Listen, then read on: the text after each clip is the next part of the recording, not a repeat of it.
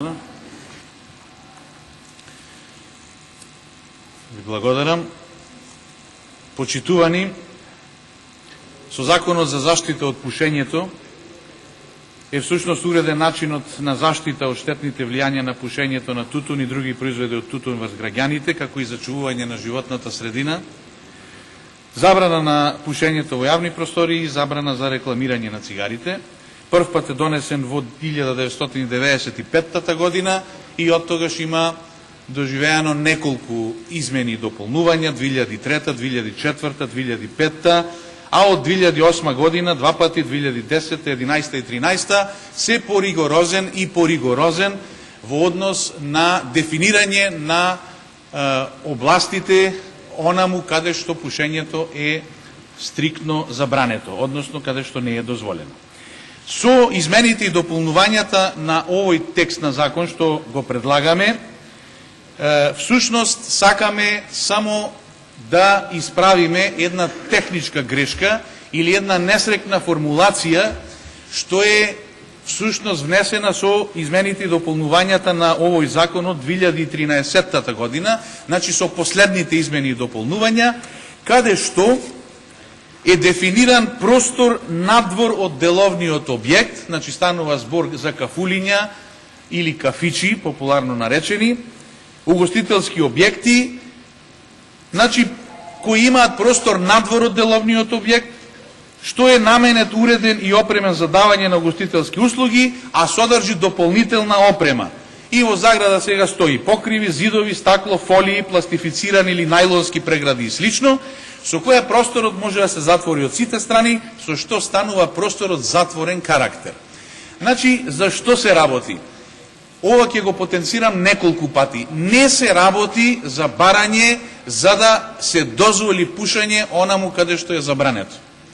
Значи, со сите оние рестриктивни политики, државата добро направила што на неколку пати прво го донела законот, а подоцна на неколку пати законот изменат и дополнуван во насока на поригорозно спроведување. Меѓутоа, со последните измени и дополнувања, кај оние угостителски објекти, кај кои постои тераса, градина, бавча, а е надвор од објектот и со физичка преграда е одвоен од објектот, сега таму се пуши. Услов за да се пуши е да биде покриен и од три страни отворен. Значи, доколку е така, таму пушењето е дозволено. Меѓутоа, доколку од било која причина, најчесто од метеоролошките услови, значи непогодна атмосферска појава, се спушти еден најлон, или како што вика овдека пластика, стакло, тенда, најлонски прегради и така натаму, тогаш тој простор веќе се зема или се смета дека е од затворен карактер и тука веќе престанува пушењето да биде дозволено. Значи се работи за еден нонсенс или несрекно преименување на простор што е надвор од објект во простор затворен надвор од објект. Значи, да појаснам малку по-конкретно, ево замислите дека овој дел, каде што седи владата, е забранет за пушење. Тој ќе остане забранет за пушење. Слушнав и во медиумите дека некако се спинува, опозицијата бара либерализација, да се пуши во затворени простори. Не! Таму каде што е пушењето забрането, останува пушењето забрането. И тука да сме начисто. Значи, во овој дел, овдека е забрането пушењето, продолжува да биде забрането пушењето. Во овој средниот дел, каде што сега е, например, парламентарното мнозинство, е отворен простор, дел од градина кој е надвор од објектот. Физичка преграда има помеѓу објектот, каде што е забрането пушењето, и терасата, или градината, или бавчата, која што собствениците на овие локали, на угостителски објекти, ја преградиле или со најлони, или со стакло, или со пластика, некаде имате рачни тенди кои рачно се спуштаат, се креваат, некаде автоматски се спуштаат, се креваат, се во зависност од желбата на собственикот на објектот. Значи, тука е дозволено пушење во случаи кога е покриено од една страна, или доколку се работи за дискотека или не знам каква летна бавча од три страни ако е отворено. Меѓутоа, доколку почне да врне дожд, или доколку задува ветер, и некој од гостите побара еден од најлоните да се спушти, тоа веќе се смета дека е затворен објект и тогаш може инспекција да го казни и гостинот и угостителот, односно собственикот на тој угостителски објект. И овој третиот дел, каде што е сега опозицијата, е да речеме тераса, која е отворена со чадори и таму не е сомнено дека е дозволено пушењето, затоа што обично на лето воопшто и не е предмет овој проблем, туку се работи за проблем доцна есен, зима и рана пролет, кога тој дел што е надвор од објектот, значи повторувам, надвор од објектот, физички ограден од објектот, заради метеоролошки услови станува забранет за пушење. И сега замислите ситуација, доаѓа друштво, пушачи, седнуваат надвор, покриене со тенда, палат цигаре, нарачуваат кафе, пијачка и така натаму, во меѓувреме ситна роса зароси, слабо ветре задува, гостите бараат да се спушти најлонот од едната страна, во тој момент, тој дел што е надвор од објектот, станува забранет за пушење. Значи се работи за едно нелогично решение, за еден нонсенс и ние со овој предлог закон сушност бараме тој нонсенс да биде отстранет. Значи, во законот за заштита од пушењето се бара овој дел што е дефиниран како простор надвор од деловниот објект, кој содржи дополнителна опрема, да биде избришан од просториите, односно од областите каде што пушењето е забрането. И со следниот член, всушност, пушењето да е дозволено исклучиво надвор од деловниот објект, а овој дел, за кој ви зборував сега, да остане надвор од регулацијата. Неколку причини се за тоа и јас ќе се обидам, значи, вака малку по-детално можеби да ви ги кажам, кои се причините, не случајно дојдовме до овој предлог на закон. Значи, првата причина е што практично ништо не се менува. Онаму каде што е сега дозволено пушењето, ќе продолжи да е дозволено пушењето. Онаму каде што е забрането пушењето, ќе продолжи пушењето да биде забрането. Значи, тука не се менува ништо. Тоа е првата причина. Втората причина е дека едно системско решение, како закон, не смее да зависи од метеоролошките услови.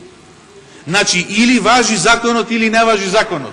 Не може ако зароси роса или ако дувне ветре законот да важи, ако е времето добро законот за не важи. Значи тука има некаков проблем. Системското законско решение ние сега предлагаме да не зависи од метеоролошките услови, туку без оглед колку најлони се спуштени или колку стакла се поставени во одреден момент, тој простор што е сега предвиден за пушење да остане дозволен за пушење. Третата причина, всушност која може би е прва причина, е компарација со искуствата од земјите на Европска Унија и земјите на окружувањето. Јас побарав истражување од Парламентарниот институт на Собранието на Република Македонија и тие изготвија еден компаративен преглед на законска регулираност на пушењето во затворени простории во Европската Унија и избрани земји од регионот. Намерно ги посочивме земјите што се во нашето окружување, плюс земјите членки на Европската Унија.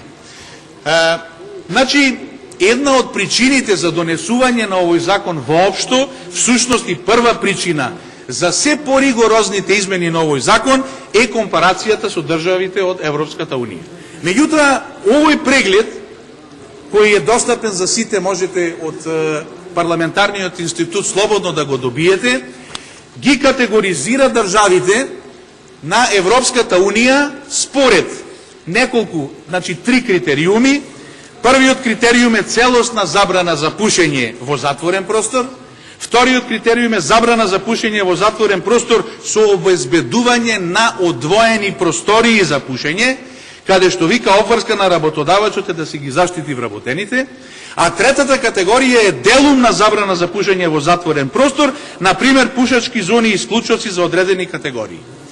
И кога ќе ги категоризирате државите, членки на Европската Унија, во зависност од тоа како е регулирано пушењето во по колони, работни места, се мисли на работни канцеларии, затворени јавни места, ресторани, барови, здравствени објекти, образовни објекти, јавен транспорт, сместувачки, хотелски капацитети, старечки домови и затвори, ќе дојдете до следниот резултат.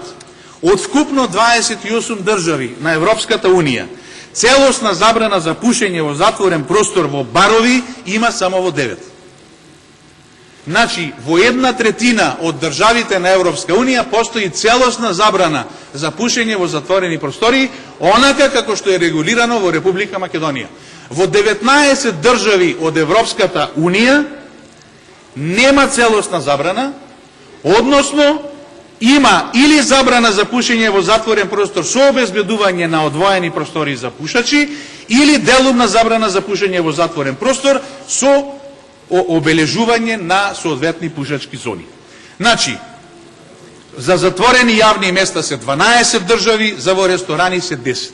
Повторувам, не станува збор за ресторани каде што се служи храна, не станува збор за никакви јавни простори, затворени простори, терминали, аеродроми и така натаму, станува збор само за угостителски објекти, кафичи, кафулиња, или како што законот овдека стриктно ги дефинира. Само момент. Значи, кафеани, кафетерии, ночни барови, кафе барови, кабареа, диско клубови и пивници, значи кафетерии. Станува збор за кафетерии чии собственици инвестирале во додатен дел, вложиле во додатна опрема на терасата или во градината или во дел од објектот кој е надвор од основниот објект. Сега надвор од основниот објект се пуши и ние всушност со ова измена ќе допринесеме до тоа тој дел и да остане за пушачи. Непушачите повторно ќе си го имаат своето право што им го дава законот, да си седат во делот каде што е забрането пушењето, а пушачите можат да бираат каде ќе седат, меѓутоа дозволено е пушењето онаму каде што е тоа прокламирано, односно пушењето да не зависи од метеоролошките услови во делот каде што и сега е дозволено пушењето.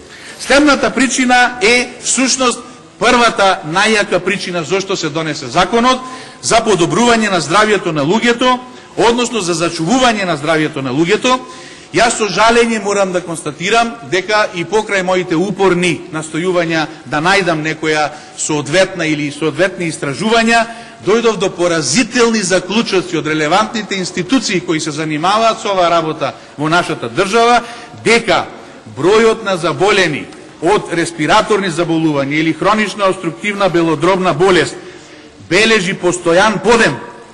Иако нема официјален регистар за ова заболување, директорката на клиника за пулмологија на 19.11.2014 година вика дека околу 100.000 од населението боледува од оваа болест, меѓутоа нивниот број секојдневно се зголемува. Нема релевантни податоци дека примената на Законот за заштита од пушењето придонесол за подобрување на здравјето, посебно на болестите кои се склони за добивање од пушењето како резултат на пушењето. Да не зборувам петтата причина како тутунот дека е стратешка земјоделска култура во Република Македонија. Значи, замислите во Куба да се забранат пурите или во Франција да се забрани виното. Меѓутоа, тоа можеби и не е толку важно, колку што се важни поразителните економски ефекти од примената на овој закон, токму во оној дел кој всушност 2013 година стана најригорозен, каде што и во деловите што е сега дозволено пушењето, доколку се непогодни метеоролошките услови, се забранува пушењето. И на крај морам со жалење да констатирам дека всушност овај наш предлог треба да ги изедначи собствениците на угостителските објекти пред законот. Значи, најголем проблем за овој закон е неговото селективно спроведување. За некои важи, за некои не важи. Во некои градови важи, во некои градови не важи. За некои собственици блиски за власта не важи, за некои собственици што се неистомисленици се користи за политички партиски реваншизам. Значи, не е мал број нити пушачи, нити гости, нити собственици на гостителски објекти се тенденциозно казнети токму во моментот кога просторот што е сега дозволен за пушење за едно 5 минути станува простор забранет за пушење. Значи, тоа е недозволиво и имајќи во предвид дека морат да се отстранат овие нееднаквости во примената и спроведувањето на овој закон и да се отстрани селективноста во неговата имплементација, ова ќе е еден начин да се изедначат условите и сите собственици на вакви угостителски објекти да имаат еднакви можности и услови и пред своите гости и пред себе си како собственици. Благодарам, господин